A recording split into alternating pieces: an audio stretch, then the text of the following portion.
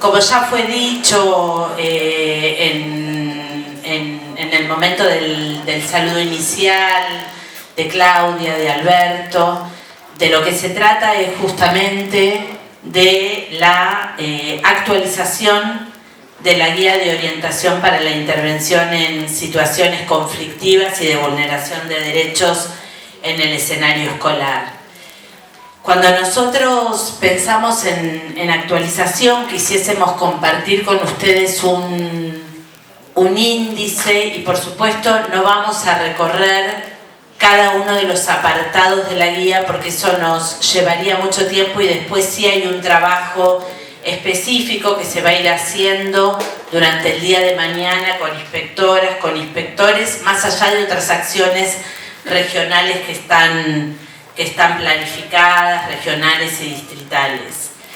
Por ahí queríamos sí comenzar diciendo algo que planteamos en la presentación de nuestra actualización, que tiene que ver con el sentido de la actualización de esta herramienta a poco más de 10 años de su presentación. Una presentación que yo quiero decir que algunos de los compañeros y las compañeras que hoy estamos acá estábamos ese día, algunos y algunas estaban como jefas y jefes o como inspectoras y como inspectores, y fue también un momento muy conmocionante porque no tenemos muchas veces la posibilidad de traducir en una acción concreta el sentido de trabajar en una comunicación conjunta. Esto quiere decir presentar algo y que las compañeras y los compañeros de las distintas direcciones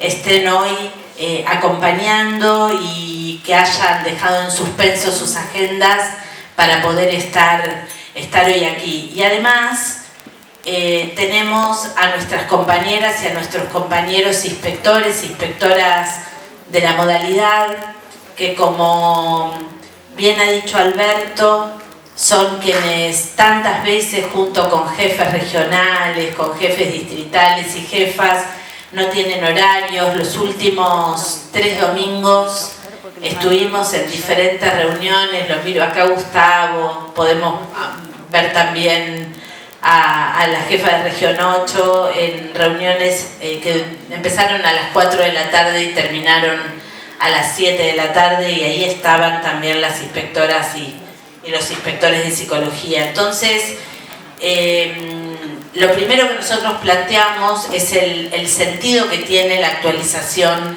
de la guía a poco más de 10 años de su presentación, y tiene mucho sentido porque la historia nos fue mostrando que la guía se convirtió en una referencia fundamental, en una herramienta privilegiada para el trabajo educativo por varios motivos.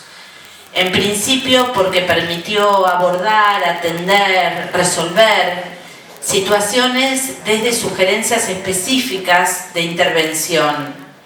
Por otro lado, porque también se incorporó como herramienta de diálogo. Hoy Alberto hablaba de la importancia de pensar en esta idea de diálogo, ¿no? Y la guía se incorporó como herramienta de diálogo, pero también de debate, pero también de reflexión y elaboración de estrategias de los equipos, de las instituciones, pero también de distintos espacios interinstitucionales. Además, la guía se afianzó una modalidad de prácticas socioeducativas que reconoce responsabilidades y que también discrimina acciones urgentes de las que no lo son, como también afirmó una perspectiva anticipatoria, y esto es muy importante, que reconoce los vínculos de corresponsabilidad con organizaciones de la comunidad y con múltiples organismos públicos para el abordaje sistemático de las situaciones de conflicto y de vulneración de derechos. Y también hay que decir una cosa, la construcción de una herramienta de estas características no sale de mentes iluminadas que tienen la capacidad de escribir un documento, sino justamente se trata de haber podido recoger las mejores prácticas de los equipos institucionales, de los equipos supervisivos, para abordar dichas situaciones y poder sistematizarlas justamente para compartirlas con todo el sistema educativo de la provincia de Buenos Aires. Hoy Alberto decía que la guía tuvo algo no quiero decir fundacional porque suena muy grandilocuente, pero sí fue una herramienta que abrió el juego y abrió un camino para que otras provincias, para que otros ministerios incluso puedan pensar herramientas de estas características. Y muchas veces nos pasa, y esto nos gusta decirlo, que hablan de la guía de UNICEF, ¿no? Y nosotros orgullosamente tenemos que decir que es la guía bonaerense, es la guía de la provincia de Buenos Aires, que por supuesto después UNICEF publica y comparte y le da una relevancia, pero la verdad que es una guía que es producto de las prácticas que cada una y cada uno de ustedes llevan adelante. Ahora, así como decimos esto, también decimos que es una herramienta que requiere de una necesidad de revisión permanente. ¿Por qué? Porque es importante poder reconocer los nuevos temas, lo decía Alberto, lo decía Claudia, como así también esas expresiones particulares, siempre cambiantes, que asume la expresión, que asume la cuestión social en las instituciones educativas, no ese modo particular en que la cuestión social se expresa en las escuelas. Por eso decimos que la guía no fue ni es pensada como una herramienta cristalizada, sino es una herramienta que hace lugar al reconocimiento y a la comprensión de nuevos procesos y situaciones. En esta presentación que hacemos de la herramienta y que aparece escrito y que en el cuadernillo que compartimos hoy, que trabajosamente imprimimos y después vendrán otros que son bastante más lindos,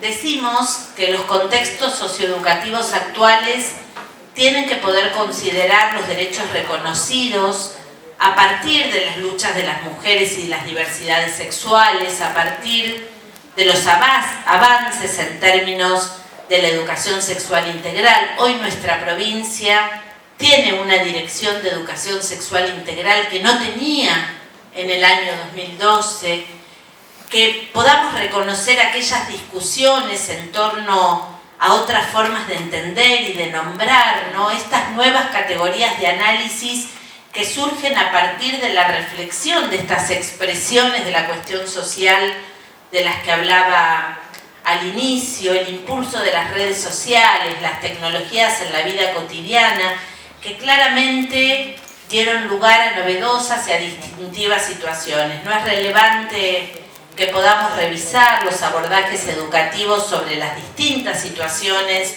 que atraviesan a los contextos socioeducativos, como son los padecimientos subjetivos, como son los consumos problemáticos o como son los fallecimientos. Hoy justamente hablábamos con María de Matanza sobre esto, ¿no? Del mismo modo, se destaca la incorporación de nuevos enfoques que no discutíamos al momento de escribir la guía en el año 2012. En el año 2012 la guía no tenía enfoque de género, como tampoco considerábamos al enfoque interseccional tan importante para poder leer los problemas sociales, para poder leer las problemáticas sociales, ¿no? Y que además son enfoques que nos permiten leer los conflictos, las situaciones de vulneraciones de derechos de modos diferentes a los que a lo mejor los podíamos leer en otro momento. Hay que decir que la presente actualización de la guía deja sin efecto la versión anterior. No porque no recojamos cuestiones que la versión anterior de la guía trabaja y desarrolla, sino porque aparecen nuevas normativas. Esta versión reconoce la incorporación de prescripciones, de orientaciones, de pautas que emanan de nuevas legislaciones y normativas, tanto nacionales como provinciales, como así también, como decíamos hoy al principio, el reconocimiento de nuevos temas, de nuevos problemas, de nuevas situaciones, que de manera más recurrente o tal vez de forma más extraordinaria se presentan en las instituciones educativas. Y acá hay algo que es importante decir: las comunicaciones, los materiales que producimos desde la Dirección General de Cultura y Educación constituyen política pública. Y la actualización de la guía forma parte de la responsabilidad que cada una y cada uno de nosotros asumimos como Estado provincial. Hay algunas definiciones que tenemos en relación a la guía y que queremos compartir, porque son afirmaciones que también nos permiten trabajar con la guía, sabiendo que hay ciertos irrenunciables que para nosotros siempre tienen que ser, y para nosotras, tenidos en cuenta. En principio, sostenemos el carácter político, pedagógico, teórico, metodológico e instrumental de la guía. Las situaciones que trabaja la guía no están pensadas y escritas en el vacío. Cada situación trabajada está definida a partir de haber tomado una posición teórica, una posición ideológica, una posición ética, que es la que sostenemos como educadoras y como educadores. Por eso, la guía conceptualiza y explica para darle un encuadre a la intervención.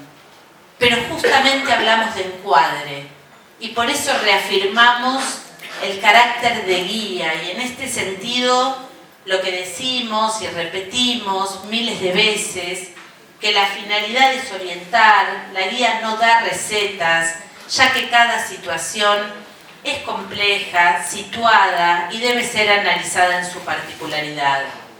Después, reconocemos como irrenunciable que el principio rector de la guía es la protección de los derechos de cada una y de cada uno de nuestros estudiantes.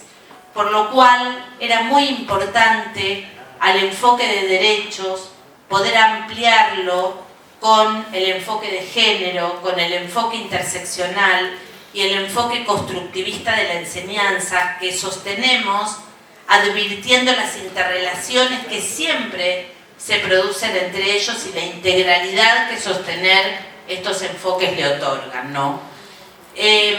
Por otro lado, hay una afirmación que nos permitimos hacer y que seguramente compartimos, que tiene que ver con la estrecha y la necesaria relación entre el cuidado y la enseñanza, y el falso dilema, tal como plantea Estanislao Antelo, que representa su disociación.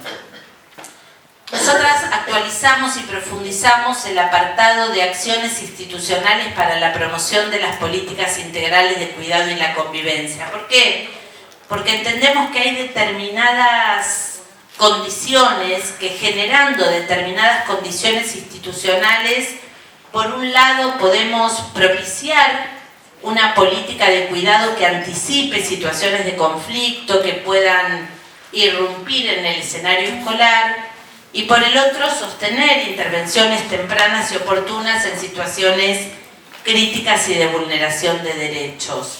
También completamos el apartado de primeras intervenciones generales, y ahí lo que hicimos fue armar un corpus que contiene recomendaciones estructurantes de la intervención socioeducativa, ¿no? Es importante esta exposición en cada tema específico de aquellas acciones que son indispensables de poner en práctica, advirtiendo que el orden en el que vamos nombrando o presentando las mismas puede no corresponderse necesariamente con el modo en que cada institución decide ir trabajando, ir armando o desplegando una estrategia de intervención. Hay algo muy importante que queremos decir que tiene que ver con el esfuerzo por revisar los modos de nominar algunas situaciones. Digamos, la guía hace un esfuerzo por revisar los modos en los que nombramos, ya que el modo en que nombramos es siempre el punto de partida para la intervención. Decir de cierta manera, nombrar de una o de otra forma, habilita algunas estrategias e inhabilita otras y pone el foco en una o en otra cuestión. Siempre nos gusta dar un ejemplo que tiene que ver con la profunda admiración que tenemos por Eva Giberti, ¿no? La primera guía la revisó ella. Ella fue una de las personas que la miró y nos hizo algunas consideraciones. Y en ese momento nosotras y nosotros hablábamos de abuso sexual infantil. Y entonces ella nos hace una observación y nos dice, bueno, pensemos en esta construcción, en esta oración, ¿dónde está el sujeto? ¿No? Aparecía el sujeto, el sujeto, el niño, el infante, para nombrarlo en función de cómo está armada esa construcción discursiva, adjetivando a abuso y adjetivando a sexual. Entonces, Eva nos dice, la verdad es que el sujeto tiene que estar en el centro de la nominación, porque nosotros trabajamos en la protección y en la promoción de derechos, en la restitución de derechos de niñas, niños y adolescentes, por lo cual, por más de que la mayoría de los textos sigamos encontrando que se habla de ASI, ustedes van a encontrar que en la guía hablamos de abuso sexual contra niñas, niños y adolescentes, porque entendemos que es el sujeto el que tiene que tener un lugar de centralidad. Lo mismo pasa cuando hablamos de trabajo, lo mismo pasa cuando hablamos de niñas y niños con experiencia de vida en calle. No existen los niños de la calle. Los niños y las niñas nunca son de la calle.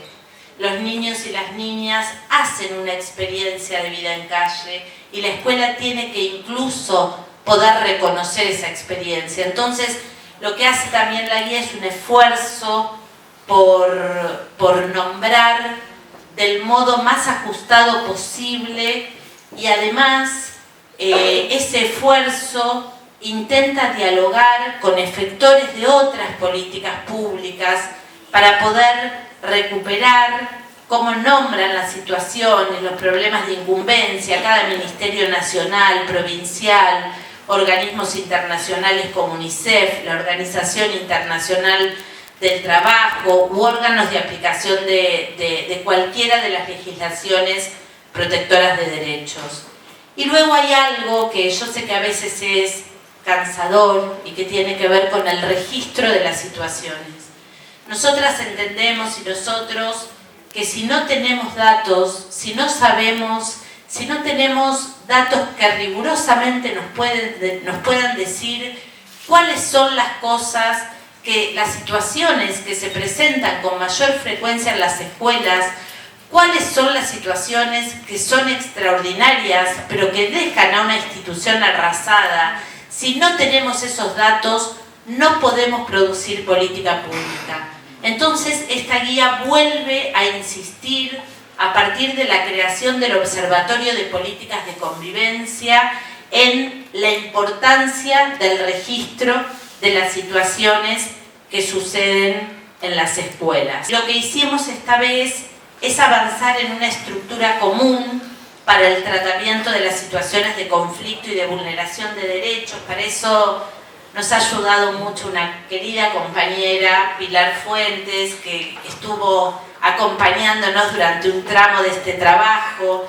Y entonces ella nos decía, bueno, tenemos que poder ordenar el cómo presentamos las distintas situaciones y tenemos que poder primero conceptualizar, y eso implica revisar las denominaciones, como yo decía, formular una definición clara que contenga una potencia de lectura de las situaciones. Cuando definimos, también le estamos dando a esa definición una potencia para poder leer las situaciones. Además de conceptualizar, aparece en un segundo momento el marco legal y la normativa vigente. Cada situación tiene una legislación que nos permite encuadrar nuestras intervenciones y que nuestras intervenciones no se corran de la normativa que protege los derechos de nuestras niñas, de nuestros niños, de nuestras y de nuestros estudiantes. Entonces allí lo que hicimos es partir de las formulaciones de derechos contenidos, por supuesto, primero en la Convención Internacional sobre los Derechos del Niño, pero también recuperamos leyes nacionales y provinciales y también normativas específicas y ordenamientos pautados en resoluciones, disposiciones y comunicaciones de la Dirección General de Cultura y Educación. Y luego en un tercer momento trabajamos sobre las distintas expresiones en las instituciones educativas y cuáles son de los temas que trabajamos y cuáles son las orientaciones para la intervención socioeducativa, qué situaciones conflictivas aparecen, qué características asumen, cuáles son los modos en los que se manifiestan y cuáles son las posibles estrategias de intervención socioeducativa. Si miramos el índice, aparecen una cantidad de situaciones que tal vez ya las fuimos pasando. Hay un primer apartado que es el apartado en el que trabajamos las violencias. Clau, creo que sería pues sí, a ver ahí.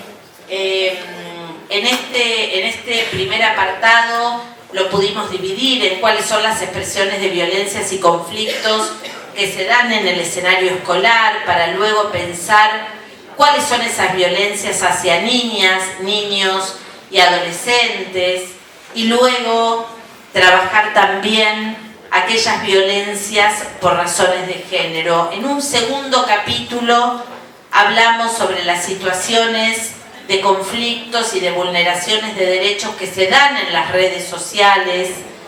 En un tercer capítulo trabajamos las expresiones de padecimiento subjetivo, para luego ya en un cuarto capítulo hablar de los consumos problemáticos. Yo luego me voy a detener 2 minutos en alguna de estas cuestiones, como también en el tema de los fallecimientos. Hay cuestiones novedosas, hay cuestiones epocales que esta guía reconoce, hay situaciones que realmente interpelan el funcionamiento institucional. Por eso, cuando hablamos de las cuestiones novedosas, yo creo, Clau, que eso estaba un poquito antes, pues está desordenado lo que tengo yo de lo que tienen allí. Es importante decir que cada guía de orientación es producto de su tiempo, que cada guía de orientación refleja el clima de época y que en este sentido expresa las preocupaciones y las discusiones sociales, culturales, académicas, educativas de un momento histórico. Por eso, si bien la guía es actualizada en su totalidad, nosotros y nosotras sí identificamos algunos núcleos problematizadores en función de los avances normativos, de paradigmas conceptuales y políticos, y también problemáticas recurrentes propios de estos tiempos de producción, ¿no? Y lo que hicimos fue puntualizar en algunos ejes. El primer eje fue el eje es y género. Ustedes saben que en los últimos años las luchas sociales, las luchas políticas del movimiento de mujeres y de personas LGBTI+, por la equidad de género han dado lugar a cambios culturales y a progresivos avances en el campo legislativo y jurídico que han tenido un impacto tremendo en la vida de las escuelas, en la vida cotidiana de las escuelas. Por eso incorporamos un capítulo sobre violencias por razones de género y también incorporamos un apartado que reconoce el problema de los embarazos forzosos y lo que la nueva legislación plantea en relación a la interrupción voluntaria del embarazo, lo que la ley prescribe en relación a la interrupción voluntaria del embarazo. En este capítulo También avanzamos en cuestiones vinculadas al no reconocimiento institucional de las identidades de género y lo que ello implica en tanto vulneraciones de derechos. Y hay algo que es muy importante cuando nos metemos en el tema de la violencia extrema. También reconocemos la violencia ejercida sobre todas las diversidades sexuales. Digamos, no hablamos solo de femicidio, sino también de transfemicidio, de travesticidio, entre otras. Y para el caso del femicidio queremos decir algo que es muy importante. Reconocemos, a partir de intervenciones que tuvimos en el último tiempo, al femicidio vinculado. ¿Y de qué se trata el femicidio vinculado? Son aquellas situaciones en las que el femicida atenta contra la vida de las personas más queridas por la mujer a quien quiere castigar y a quien quiere destruir psicológicamente. Esto son situaciones que trabajamos directamente en las instituciones educativas, cuando un femicida termina matando al hijo de la mujer que lo dejó, que no lo quiere más, que le dice que ya no quiere compartir su vida con él. Realmente esto tiene un impacto terrible para las instituciones y es una de las problemáticas más complejas que nos toca trabajar. El segundo núcleo de problematización que nos lleva a la revisión de la guía es el que tiene que ver con las redes sociales. Ustedes saben, y la pandemia ha dado cuenta de esto, la masividad de la participación de las ciudadanas, de los ciudadanos en las redes sociales y el acceso a diferentes tecnologías, ¿no? Esto, si bien tiene una potencia que es muy importante reconocer en tanto avance, también ha dado lugar a situaciones de conflicto que exigen nuevas formas de nombrar y también otras formas de intervención socioeducativa. Entonces, incorporamos un capítulo sobre el tema y allí se desarrollan temas como el riesgo de sexting, como el grooming, como el ciberhostigamiento, entre otros. Hay un tercer núcleo de problematización que es el que tiene que ver con la judicialización de las relaciones y conflictos escolares y o comunitarios. Allí nos referimos a un fenómeno que se fue acrecentando en los últimos años. Observamos la delegación en la justicia de situaciones que antes se resolvían en el ámbito de la comunidad escolar o bien la presentación directa ante organismos judiciales sin mediar la correspondiente intervención socioeducativa o muchas veces directamente sin que la institución educativa se entere. Y aquí hay dos cosas que son importantes y que queremos recalcar y decir. Es tan importante evitar la judicialización de aquellos casos que no lo requieran, como realizar la denuncia a la justicia cuando la gravedad de la situación lo amerita. En este sentido, hemos observado últimamente muchas situaciones vinculadas con la presunción de abuso sexual contra niños en el escenario escolar, que claramente esas denuncias, esas presentaciones en las instituciones se configuran como temas, como problemas constitutivamente complejos que afectan a niñas y a niños, pero también a docentes, pero también a auxiliares, cuando son señalados como los supuestos responsables del hecho. Ahora, hay una obligación que la escuela tiene, y esto lo hemos discutido una y mil veces con los organismos, lo hemos discutido fundamentalmente con el organismo de niñez. Cuando un niño habla, cuando un niño dice, a mí algo me pasa, a mí algo me pasó, a mí tal o cual me hizo esto o lo otro, a ese niño o a esa niña se lo escucha, sobre lo que dice se interviene, se le da legitimidad a la palabra, se acompaña a las familias y también buscamos las mejores formas para acompañar a los docentes cuando hay docentes involucrados en la situación. Pero el interés superior del niño, y no le podemos hacer ole a esa obligación aunque nos cueste, aunque nos interpele. Voy a decir una cosa que seguramente genere cierta incomodidad. Cada vez que aparece un docente, una docente denunciada, nosotras empezamos a pensar, esto es imposible que haya sucedido en la escuela, lo que dice esta familia no puede ser, porque no hay un lugar, no existe en la escuela un lugar con la descripción que esta familia nos está compartiendo. Entonces nos tentamos en decir, eso es imposible. Y eso es imposible es la puerta de entrada a un conflicto interminable, porque nosotras y nosotros no somos los que tenemos que decir si eso es posible o eso es imposible. Eso lo va a decir la justicia. Lo que nosotros tenemos que hacer es acompañar a esas familias, acompañar a esos docentes y entender también que cuando un niño dice que algo le ocurrió, aunque esté señalando a un docente, probablemente algo le ocurrió y lo que tiene que hacer la justicia es ver quién es el responsable de esa situación de abuso, que es el peor de los maltratos que pueden sufrir un niño o una niña. La verdad es que el tema de la judicialización de las relaciones escolares nos desvela. Quisiésemos tener más herramientas, la guía nos da algunas para pensar otras formas de vincularnos con las familias y con las comunidades, para poder reconstruir la confianza, para que la escuela siga siendo el lugar que acompañe y no el lugar del que se desconfía. Y yo sé que en esto todas y todos quienes estamos acá compartimos ese pensamiento y trabajamos, nos rompemos el alma para que esto suceda de ese modo.